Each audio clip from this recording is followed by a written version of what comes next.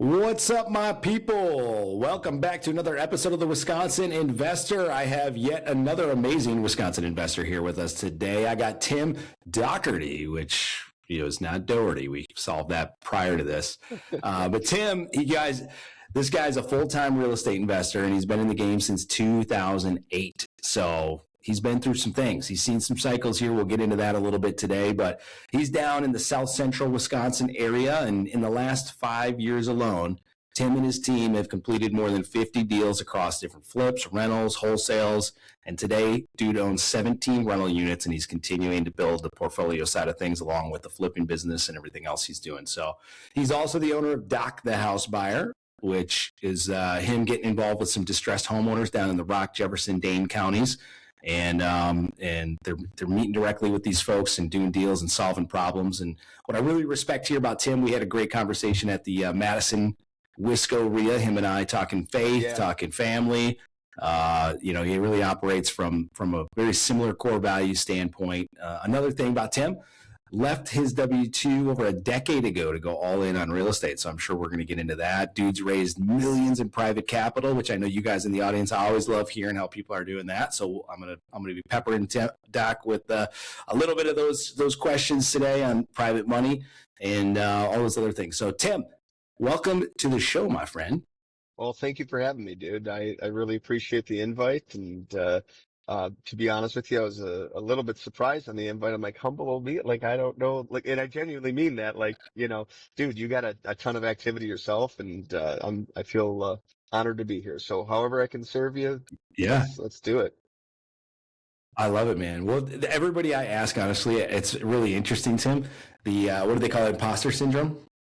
Sure. Like anybody I ask to be on the show, typically everybody's like, well, I don't have enough value to provide. And it doesn't matter if it's somebody who's done like 100 deals or 3 deals. I always say I love doing this. One of the reasons selfishly I love doing the podcast is because I can learn from everybody. Like, I don't care if they just got their first deal or they did 100 deals. There's like always some good content in there somewhere that we can glean from it. But it's interesting. Everybody has the same response. They're like, I don't know if I would be worthy enough to be on this show. So interesting that you have a similar mindset there. I seriously, like, that was my thought. And honestly, you're 100% right. Like, whether you've done one deal or hundreds or anything like that, there's always something or some angle that you learned. So every single flip I do, I learned something new. So, but for sure. Well, thank you for having me. For sure. Appreciate that.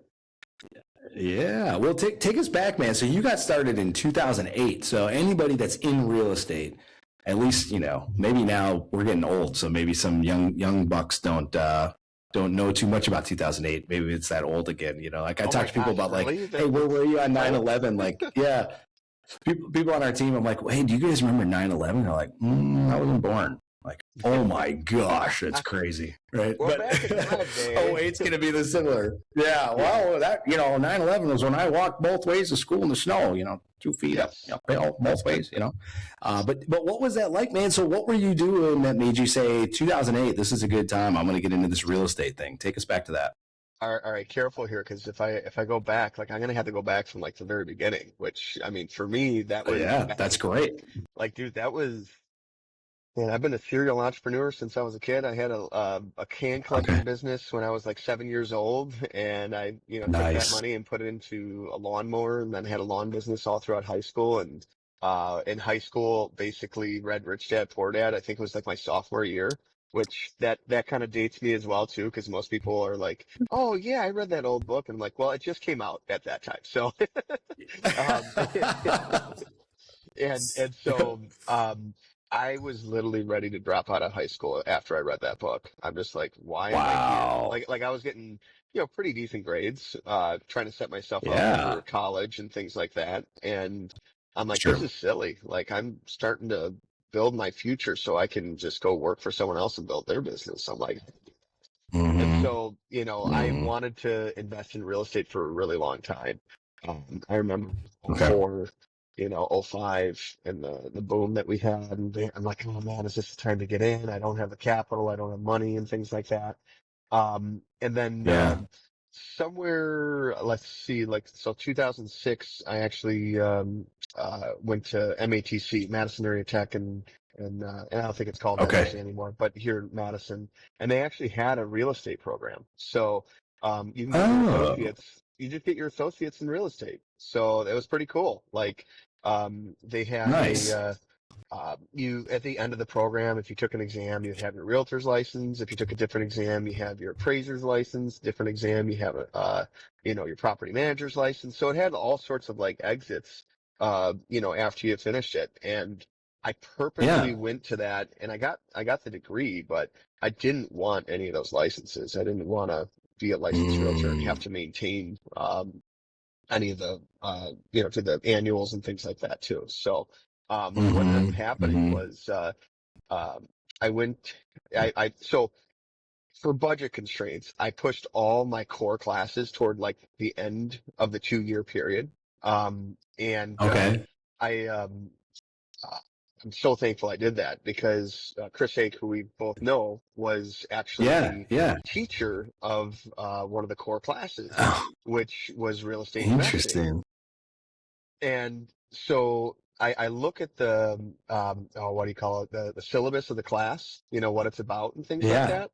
Yeah. And Yeah. it literally says like, if you've ever want to know how to own a duplex or, buy a rental property and run the numbers and everything like that. And it's just like it literally was like words pulled out of my heart. I'm like, this is my class. Like, this is exactly what I want to Yeah. do. And so like you could ask Chris, I literally followed him to his car in the middle of February, almost every single time that we had a class. And like there was, I'd say up to hours where we're sitting out in the parking lot. It's freezing cold. Dude has to go home, and I am like holding him hostage, just asking him all these questions. And I'm like, but he was always so generous with his time. I mean, like he had me over to his house, and Yeah. eventually, we formed a mentor relationship that was, pretty critical to, me getting started in real estate. And Awesome. so '08 is kind of just like that's the first deal that I did, but it literally took me Okay. it was a decade in the making almost, and also, years of wanting to do it, getting ready to get started, and not, using I don't have money, I can't get into this type of mentality. And finally, I'd say Chris was one of the uh, key breaks to that in that mentality Okay. and mindset. And, uh, he helped me, with some of my very first deals. But Awesome. yeah, before I segue Awesome. into anything else, yeah, anything else you got Yeah, questions? Chris. Well, Chris was on, guys. If you're not familiar with Chris, he's an OG in the Wisconsin real estate investing world, and he Yeah, he yeah, was on. I think I had him on maybe 5 or so episodes ago. So if you guys go back and if you're listening to this on Spotify or if you go to YouTube or wherever you're watching or you're listening to this, go back down. You'll see the episode with Chris. There was a lot of great nuggets Chris shared in there as for well. sure. Take me back to him though. I think that what's interesting for me is, I talk to a lot of people who are interested in getting into real estate, as I'm sure you do as well. And there is kind of like what you mentioned. It sounded a little bit of analysis paralysis, maybe, or like there were Oh my some, God, yeah. some limiting beliefs that held you back. If you could go back and rewind the clock and you start this thing over today, you're Tim. You decide you're going to do this real estate investing thing. You read Rich Dad Poor Dad. How would things be different? What would you do differently if you knowing what you know now, 17 years later? To either speed that process up, slow it down. What would you do? What would be some of the things you would do maybe differently going back? So we got to understand the parameters of this question. So okay, so I get to go back in time. I have all my present memory of what happens in between, or just a couple of key things here. Because No, I'm no, buying just go Bitcoin. back. I'm doing more than just real estate now. So Yeah, exactly. You got Nvidia stock the minute it hits. Yeah, exactly. No. so Just as an investor, like maybe you just take some of the things. If you could go back into your situation, you read Rich Dad Poor Dad. It's 2026. You don't know much about real estate investing other than you want to do it. And now you made the decision at some point you're going to do real estate investing. It sounded like it took you a little while to get in the game from yeah. making that decision. What would you do differently today if this was you starting over today? I mean, man, I think I don't know that there's a whole lot I would do differently based on those parameters. I mean, if I have knowledge about other things, Okay. totally different. But I think the number one thing that I did that was right is I found other people who were ahead of me in the game. And if Mm-hmm. there was, there's one thing I could like, maybe a better way to say it is like, what could I tell myself going back and stuff like that? Mm-hmm. Um, Mm-hmm. I don't know if I'm mixing up your question, but I would say that you can do it. Like that's the number one thing I would tell Mm-hmm. myself. Like not only can you do it, you do it and you do it well. And just to have that confidence and belief in myself. I'd say that was probably the number one stopping was, just believing that I could do it. Like you said in the beginning of this call, imposter syndrome, that's everybody's got a Mm-hmm. feeling, everybody's got limiting beliefs and things like that. We're always, competing with our best version of ourselves. And so, For sure. yeah, so basically that would be the one thing I would change is just instilling some sort of belief that you can do it. And if Yeah. it And it wasn't sounded like even, you got that from a mentor. It sounded like yes, Chris was the guy to instill a lot of that belief, right?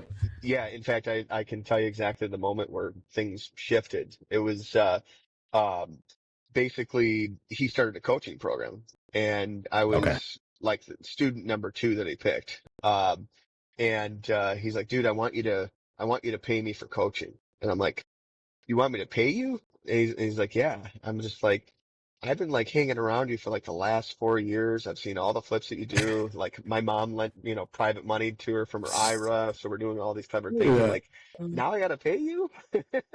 Yeah. and, Yeah. and he's just like, yeah, he's just like, I'm like, ah, man, why, why would I do that? And he's just like, well, he's like, Tim, do you believe that you could flip a property? And I'm just like, I remember where I was on the phone talking to him. Like, you know what? If I'm to be honest, I know what I should say. But I can believe I could do it. I could do anything I set my mind to. But I'm like, honestly, no. Like, I don't believe I could flip a property. I'm like, if I could, I would have done it by now. I've been doing this for, following you for how many years and haven't done it. He's like, okay. Yeah. He's like, well, Yeah. let me ask you this. He's like, do you believe that I can flip a property? I'm like, well, duh. I saw you do 10 last year. Of course I believe that. And he's like, that's why you'll pay me. He's because you believe in me and I'll believe in you. And I don't know what it was when Oh. he said that. It just clicked for me that literally anything I do at this point, all I got to do is follow him. And whether I succeed or fail, it's his fault. like, Ah. so basically, like literally all I got Yeah. to do is everything he tells me to do. And, the responsibility just was immediately like off my shoulders. All I got to do is just do what he told me Dude. to do because I know he could do it. And then sure enough, like that was what it was. I mean, I knew what needed to be done. I could have flipped any properties at that point in Mhm. time. I knew, like most people probably listening, you already have all the information. You've listened to enough podcasts. You've, you know, looked at enough things, joined enough RIAs, all that other stuff. The difference is your belief and the action that follows. So, and that's what Gosh, that's so happened. good. Yeah. So it That was, is so good. That's going to be the part that the AI picks out for the viral clips, I think, right there, Tim. That was so good because it's so true, man. Like, it is, it it is is. such a mental game, dude. Any business, right? I don't care what business you're going to get into or start. It's Yeah, a big it's true. mental game, right? Like we were talking Yes. before this on our, and if you guys want this access, you got to go to our Patreon account, which we don't have. I'm just kidding. But Tim and we had a good discussion before this. Like, I've been in real estate investing now and employing people for almost a decade, right? And then so there's very strict rules about W-2 versus independent contractors. And we got audited by the state last year trying to get money out of us because they're trying to say all these people should have been W-2, right? And we're like, Right. no, so then you have to go prove yourself, right? But my point to all this is I've been in this a decade. I'm still learning stuff, right? Like, I don't Yes. know. I'm just doing the best I can. I'm just trying to operate a business, and the state comes and tries to mess things up for me, right? And now I'm like, okay, now I know I need a new system for this. I need our team to be doing this, and blah, blah, blah.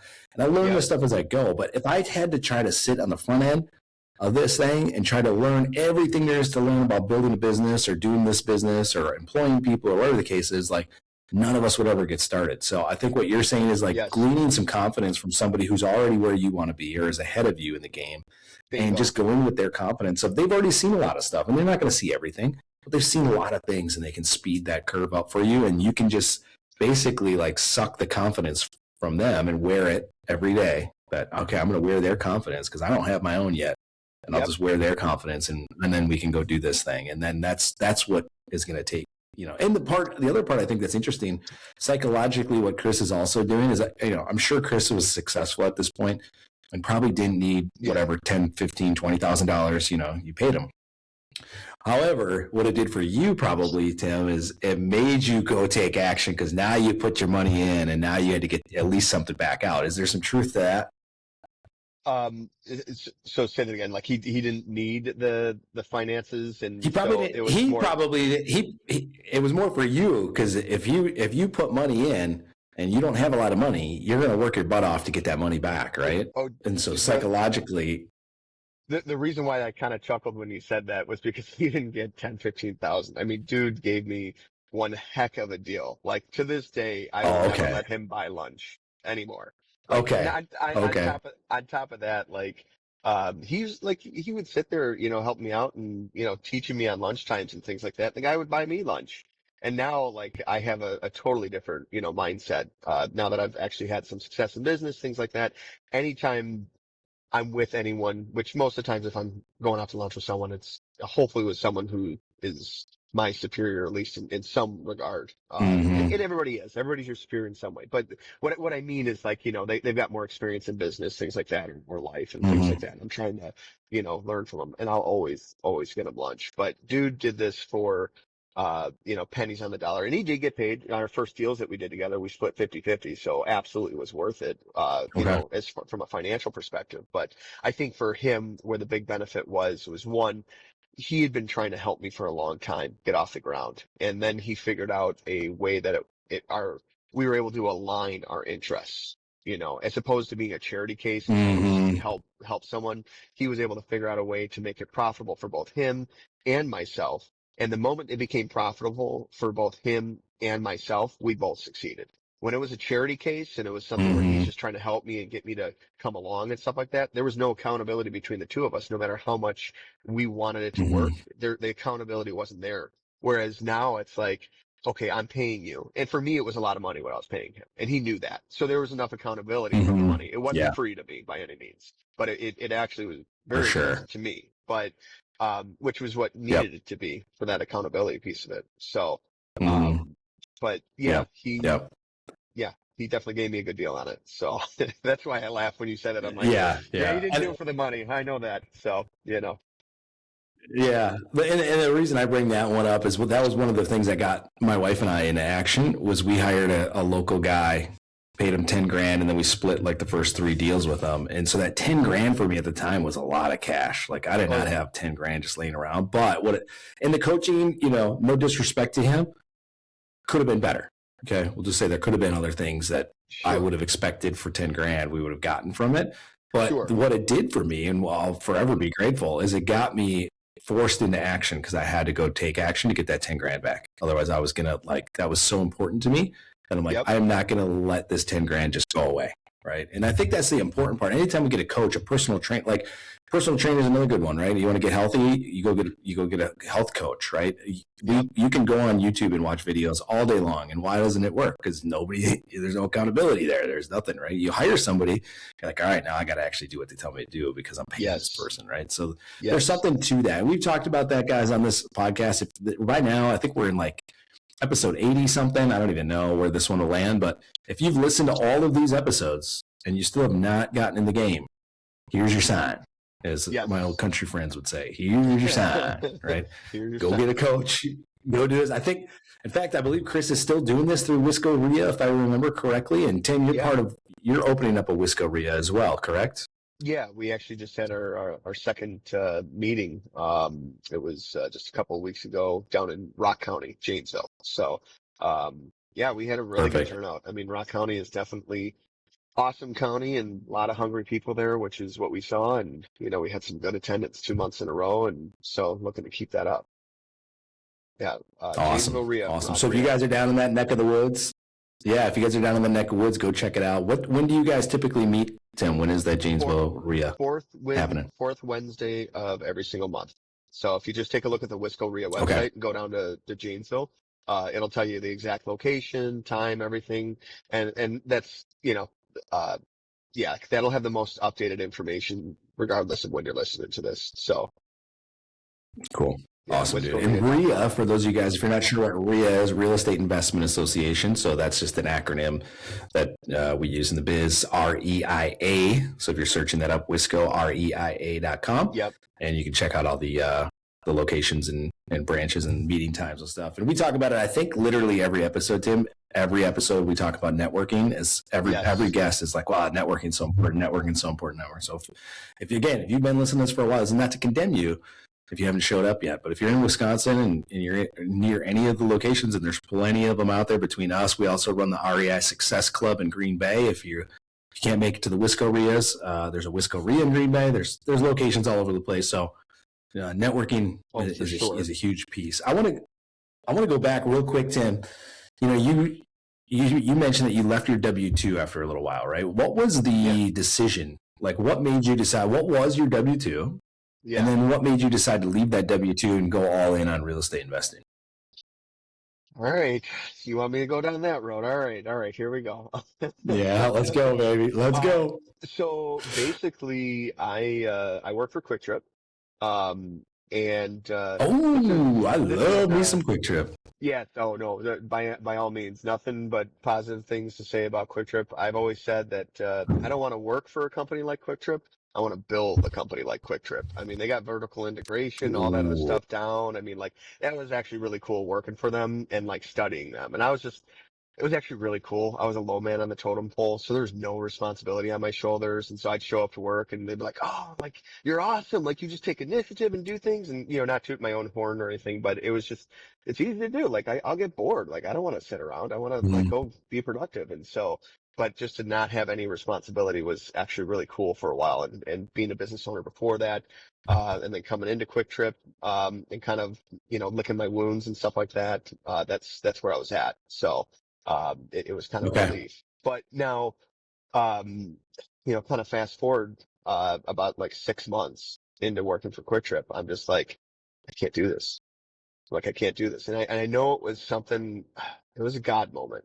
And it's like, I was thinking to myself, like, man, I'm just like, am I a failure? Like, why can't I make it in business? And, what is, like, what do I got to do different here? Like, maybe I'm destined to work for a place like this. And all of a sudden it hit me. I'm just like, you know what? I'm just thinking back, because when you're sitting at the cashiers, like, sometimes it gets real boring. You get time to think, but you can't leave the cashiers. And so I was thinking about it. I'm like, you know what? It's right around 6 months. Every time I start a job, it's right around 6 months. I want to get the heck out of there. Like, I can't take it. Like, I want to just tell everybody what to do. And I want to, like, I want to take control. Like, I can't do this. And then it dawned on me. I'm like, wait a minute. That's what God designed me to do. Like, so if God designed me to do this, like, he built me this way, that I'm built to be an entrepreneur. I've been an entrepreneur since I was 7 years old, or even earlier. And I'm like, so it's not a matter of if I'm going to succeed. It's just a matter of when. Because it's never going to change. That, dude. Like, I can start any job I want. I can go and be tempted by, a cool corporate ladder, fancy position. And this feeling in 6 months is going to come right back, which means I either figure this out or I keep on trying. Either way, I'm not failing, and I've got to do it. So, that was a big, God moment to realize, like, all right, I'm going to be an entrepreneur, whatever time it takes, I'm just going to do it. So I set up my job in such a way, and this is, something, if you're getting started and you have the ability to do this, which a lot of people think they don't, but they do. So I set up my work schedule with Quick Trip. Like, I am going to be your number one reliable guy. And it's only going to be on this days, though. You can't schedule me for Sunday, Monday, and eventually Tuesday came into play. So I worked 4 days a week, 10-hour days, and I put it all, my shift started from noon until 10 p.m. And the way that I looked at that was noon to 10 p.m. is my least valuable amount of time to myself. It's where I'm the most spent and things like that. So, of course, if I'm doing a job, I'm renting out my time. I want to rent out the least valuable time that I have, and use the most valuable time for myself. And so what I would do from 6 a.m. till noon is, work out, take care of health, and then run a business and do little day-to-day things. And then on Monday, Sunday, Monday, Tuesday, what I would do, Sunday I took care of personal stuff, and then Monday, Tuesday I built my business. And so I was very, very conscious about it. And, they would try and get me to work on Sundays. And I had a boss that was like, oh, you're really good. You can go somewhere with this, but you just got to work Sundays. I'm like, no deal. I will Yeah. work whatever time you Yeah. want me to work, as long as it's within these hours, and I will be your major hitter. Like, they always needed someone on shift that was like Yeah. really good at the job. And so I gave him that. I gave him my best possible hours or my best possible effort while they were renting my Yeah. time. But it was outside of my time. That's my Yeah. time. That's for my business to build it. So what ended up happening was, this is after the coaching program by, it was during and after the Okay. coaching program. So I hired a Okay. coach, Chris, and I followed his, tutelage and mentorship and, started marketing and things like that. And, got, my first, several deals underneath my belt. And by like deal number 5, I took on a big project that, was going to be like, over $100,000 in rehab. So it was just the Oof. biggest It's a big deal boy. that I ever took on. And I had, Hmm. one wholesale deal underneath my belt, where it, Okay. it netted me a good chunk of change. I think I got like 14 grand off of it. And that was a ton of money. I mean, for me, that was almost like, it was Yeah. like half my Yeah. annual salary. So I'm like, I went part time at that point. Wow. And it got to the point where I was, working on my education, working on the thoughts in between my ears, and, Hmm. where my time was becoming so valuable that when I was at work, I'm like, at my job, I'm like, this is a waste of my time. This is a waste of my time. Yeah. It's I'm like literally costing you money to go to work. yes, It's yes. I literally felt, costing you money to be there. exactly. And I was telling my boss at Yeah. that time, I'm like, dude, like, he was starting a new store, and, I'm just like, you know what you're doing like right now and how crazy it is for you? That's what I'm doing outside of this. So imagine having a part-time job on Mm. top of what you're doing right now. And he's like, oh, that sucks. Yeah. Because he was trying to keep me and he was trying to get me to stay on board. He Yeah. was awesome, awesome guy. Yeah. And, I'm just like, I'm sorry, dude. I've got to be free. I got to go out there and eventually, and Yeah. that's what I did. I went full time. I gave my notice and I focused on that project. So Tim is unemployable. Quick Trip. You can't have him. It's unemployable. it's still a good company though. Nothing but good things to say about Quick Trip. So Oh, love me some Quick Trip. Man, we do road trips and with our family, we love traveling and stuff like that. And it's so depressing to go to other states and they don't have anything like a Quick Trip. Down south, they yes, do have quick trips. They're different. They're yeah, actually quick Q. with a Q. Yep. Those are good. Bucky's, obviously, if you've been in the South, you know Bucky's, right? Those are great. But if you go out west, it's like there's just I nothing literally like it, drive man. out of my way to go to Quick Trip. I'm like, you guys have a I really am good too. business model. And it's crazy. You can't They buy really stock do. in their company. It's all I vertically know. I've integrated into tried. 3 generations of family. And it's like, oh my God, dude, they have systems now. They have systems and I like they I have have tried to buy legacy. in. Yes. They Well, won't I'm let sure me. you're not the They first. won't let me do So it. yeah, Yeah, now you just exactly. got to buy their coffee. Speaking, yeah, oh, I do very religiously. The thing I want to talk about here, kind of shifting gears a little bit, Tim, is Yeah. speaking of investing things and money and those kinds of things. So you've raised a lot of private money. It's like right. Yeah. What's been some of the secret sauce in raising private money? I know this is always a hot topic for people. I always Yeah. learn something from different people, strategies, techniques, mindset, whatever you can share about what's worked well for you, and what do you see people doing maybe that maybe make mistakes when trying to raise private capital. Hmm. I think so the biggest mistake I would say that people have, at least mindset around money and raising money, is that you need it before you can go make an offer on a property. I think that's the number one mistake. Mm, So, okay. the most important thing to understand is that you're, especially if you're starting out and you don't have a lot of capital and it's not like, Hmm. your dad's got a nice line of credit or something like that. Hmm. If you aren't making offers, you're not going to find money. It's just, Ooh, that, it's just not likely to happen. And it makes sense when you think about it because there's no point.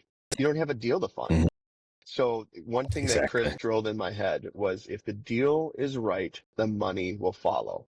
Just repeat that. Like literally Mm, eat that, drink that, live that in your sleep. When you wake up in the morning, you should wake up and go, the deal is right, the money should follow. So like there are so many times where I've gotten properties under contract where I'm like, I don't have the money for this deal whatsoever. My very first deal that I had the $500 earnest money. And I remember talking to Chris and, going like, dude, I just put my last $500 in my marketing budget in the earnest money for this deal. and it was 53,000. I want to say like 53,500, something like that. And it's like, cool, I Okay. put Okay. $500 down. In 30 days, I got to come up with 53 grand. How do I do that, dude? Whoa. He's like, don't worry, I got you. Yeah. And so that's where also maybe the second thing would be mentorship is also really important too, because their belief Yeah. will follow, and they have a network and things like Yep. that that you might be able to tap into. Hmm. Um, For sure. and that's exactly what happened was it was somebody that my first deal was funded by somebody that we both knew mutually. Okay. And he just gave me the confidence to be able to approach that person. He showed me, how to put together a lender packet to present the deal, show the comps, show the repairs, show the timeline, show the rate of return, show the lien position, what LTV they're at, things like that. And then walk the property with the lender. And, sure enough, not only did we Hmm. get the property, the funds for the property, but we got, $32,000 on top of it to do the repairs. And it's Wow. just boom, it was funded in 30 days. And I'm like, what just happened? Like all these years, like Did literally I that just was black out? What right, happened? right. I mean, like we're Yeah. talking, that was like 2012 and I had been trying to do deals for years. And that was my number one thing that was, stopping me, in my belief was just like, I don't have the money to Wow. do it. And it's like from there Yeah. on out, it's like, cause simply put, if I've got, Corey, the winning lottery ticket, let's just say we both go to Quick Trip. Hmm. I got the winning lottery ticket. It's worth $10,000, hands down, or $100,000. Sorry, let's make it $100,000. But for some reason, I got to get on a plane and I can't cash it in and I'm not going to be back for like 5 years. So everything's legit. You can verify that it's worth $100,000. You can call up the lottery company and for sure it's legit. I just got to get going. And I go, hey, if you give me $10,000, I'll give you this $100,000 lottery ticket. And it's totally legit, right? Would you be able to find the Yeah. 10 grand? Oh, yeah. Easy. Like in a heartbeat, and not even even if you didn't Yeah. have any money, you'd find a credit card, you'd find a friend, you'd explain the situation, show the documentation, say Exactly. like, dude, we do this together. Like if you give me 10,000, to give this guy, I'll give you 50% of the 90,000. You're still ahead 45. So it's like, Yeah. and that's what it is with real estate. And you go get a Dude, property that's under such a good contract. analogy. And you're just getting something with so much equity in it that it's like it'd be stupid for the lender not to give you the money. And their worst case scenario is that you pay them back. Their best case is they Hmm. get the deal for what you paid for it. Right. You know? They take it over. Yeah. If you default, they got, and then you've probably already done improvements and work to it. So now they got a partially improved property for the price of what you paid to buy it, not improved. Yes, exactly. Exactly. I love So it, man.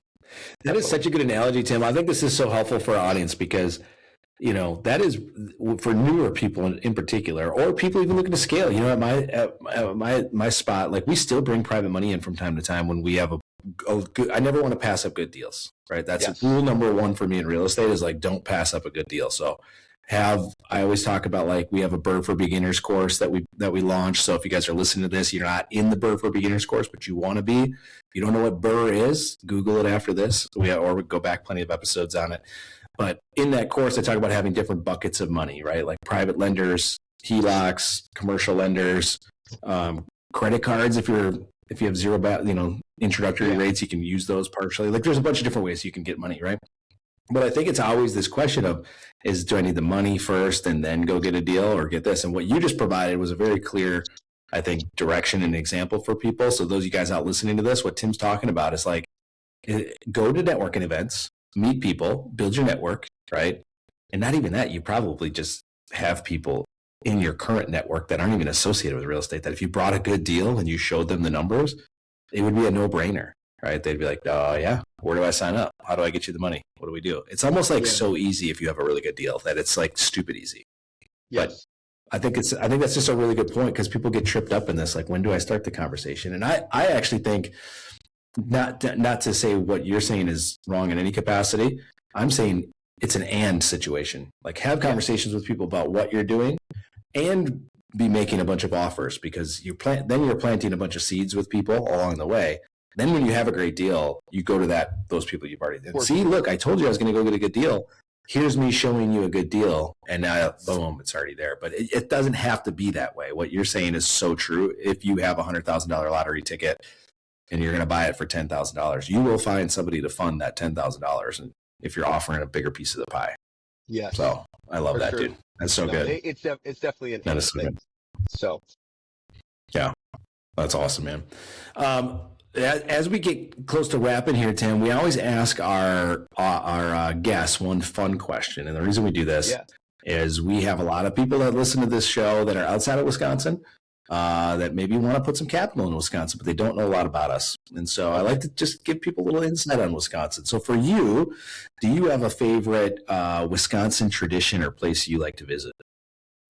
Oh, okay. Door County, man, literally your backyard.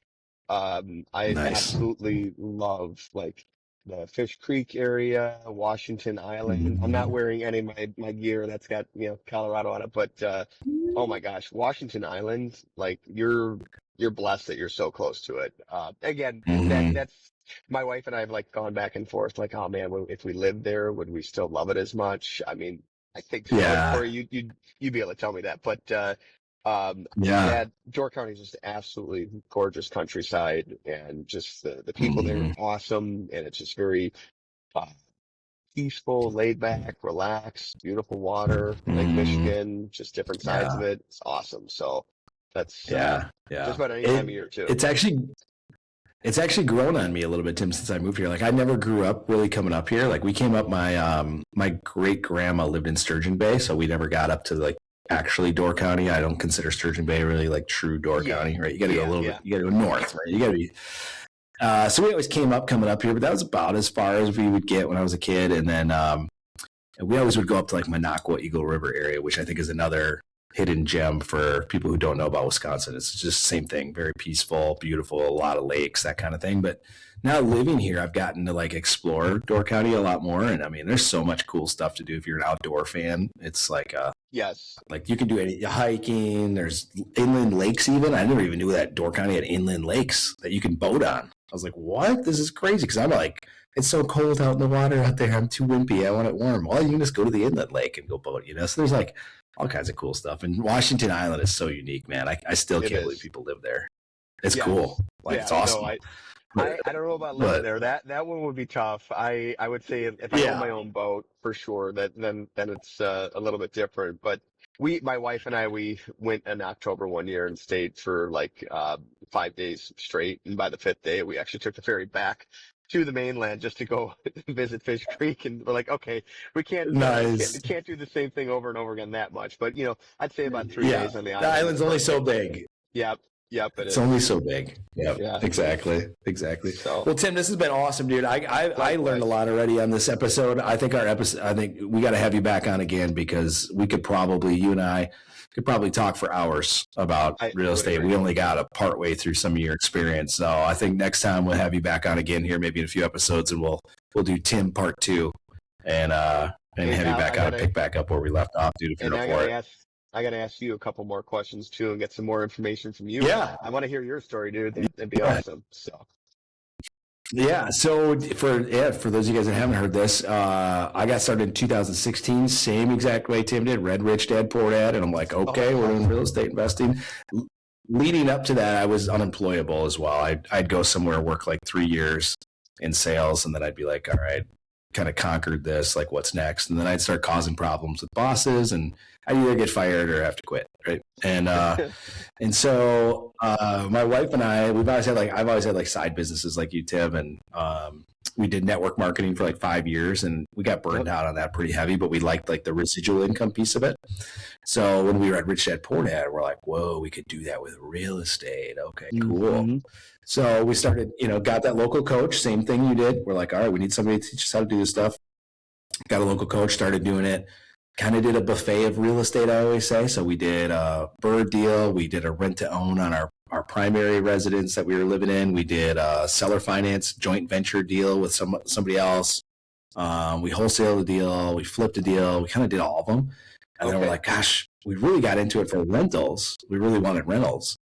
But the reason I want, and I think this is good for anybody listening to this, if you think you want a certain thing, like I thought I wanted rentals, start asking, why do I want the rentals, right? And the real reason was because I wanted to leave my job.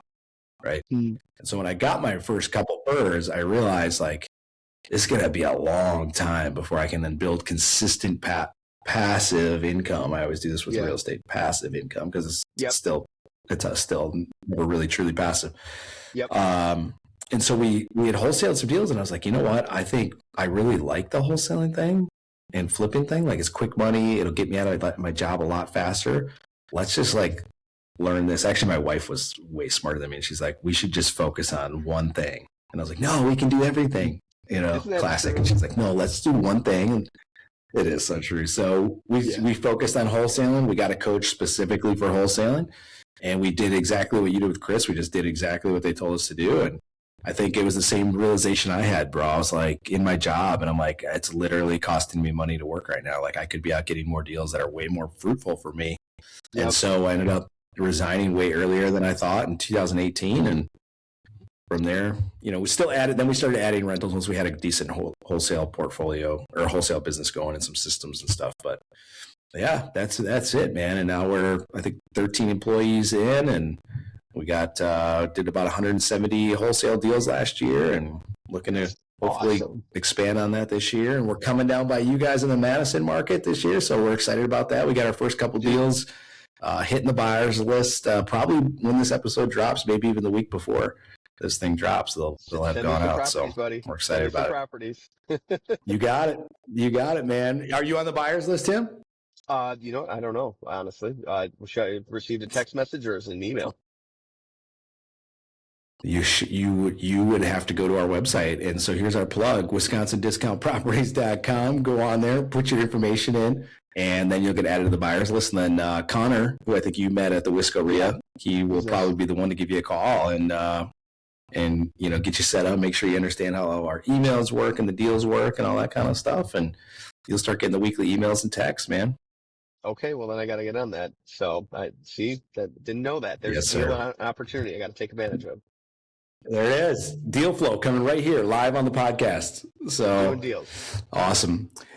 Doing deals, man. Well, Tim, this has been great, guys. If you got some value out of this episode, please share the episode. Not only does it help us grow the audience, but it helps you let your network know that you're doing real estate investing. So when you go to raise private capital or you got a deal that you need a JV partner on, somebody in your network's going to see that because you posted this episode on your social platform. So get the word out there for yourself and help us grow as well. If you get some value, please go and do some ratings for us. I know people ask about this stuff on every podcast, and it's kind of sickening at this point, but it is really, really helpful for us also to help us continue to do these shows. We want to keep bringing you guys valuable people like Doc the House Buyer here and other great people who we've had on before. So share this stuff, guys, and thanks for tuning in weekly. Tim, any last words for the audience? Don't be afraid to make an offer. Just go make some offers, buddy, or whoever's listening. Love it. I love it. Well, they're all buddies now. Beautiful. Yeah. All right. Thanks so much, Tim, for being on. Thank you guys for listening. We'll see you on the next episode.